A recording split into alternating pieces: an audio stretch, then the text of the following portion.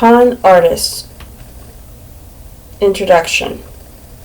Confidence tricks, so called because they exploit people's trust, are among the oldest crimes in the world. Human nature is on the side of the perpetrators. Without a good reason, most people tend to trust others.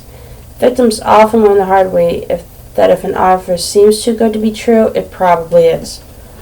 A con artist is a manipulator who cheats or tricks others by persuading them to believe something that is not true. Through deception, by lying, cheating, and fooling their targets into believing they can make easy gains, con artists exploit their victims, usually to obtain money themselves, but also for other advantage. The legal consequences of such trickery depend on the circumstances and the laws of the land. Con artists are also known as hustlers, grifters, and tricksters. They derisively call their victims marks, suckers, or gulls. Just how their victims get duped is not as puzzling as it may seem. Some tricksters deliberately target the elderly, lonely, or vulnerable, but almost anyone can be susceptible to their scams, especially when they fall prey to a convincing get-rich-quick scheme that appears genuine. The impact of their crime can be substantial. In 18th century France, for example, the scandalous machinations of social climber and trickster Jean de la Motte, in a case that became known as the Affair of the Diamond Necklace, helped to reinforce the monarchy's unpopularity, which led to the French Revolution and the destruction of the Ancien regime. Champion swindlers. Some cases involve extraordinary levels of self-confidence on the part of the con artist.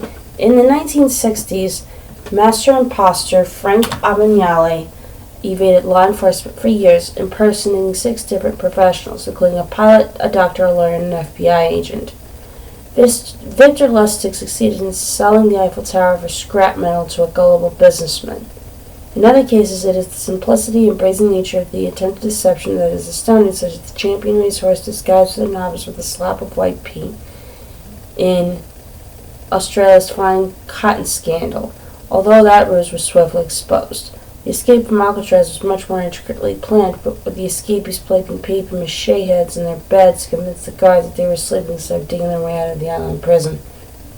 In most cases, it is an individual or an organization that is fooled, but hundreds were taken in by an art forger, Elmer de Hory's remarkable paintings. He sold more than 1,000 works by Picasso, Matisse, and Montegami to collectors and galleries worldwide.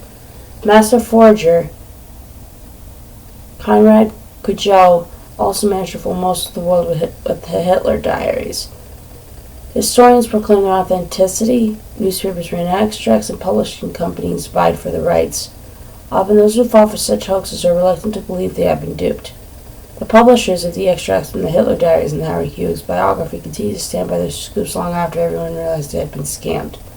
And many individuals, after realizing that they have been deceived, are reluctant to contact the authorities for fear of being ridiculed. Victor Lustig banked on this as his audacious sale of the Eiffel Tower. It worked because he successfully predicted his victims' embarrassment of being duped. Underlying psychology. What con artists have in common is the power of persuasion. The most successful perpetrators share 3 personality traits: psychopathy, narcissism, and Machiavellianism, which allow them to carry out their crimes without feeling remorse or guilt.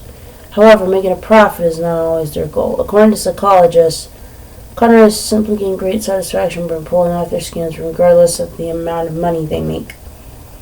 Many con artists use disguises as part for their modus operandi, which makes it difficult for law enforcement agencies to catch them, especially before the aid of digital technology. Police may also hesitate to go after culprits because in some jurisdictions stealing property is considered a civil issue rather than a crime.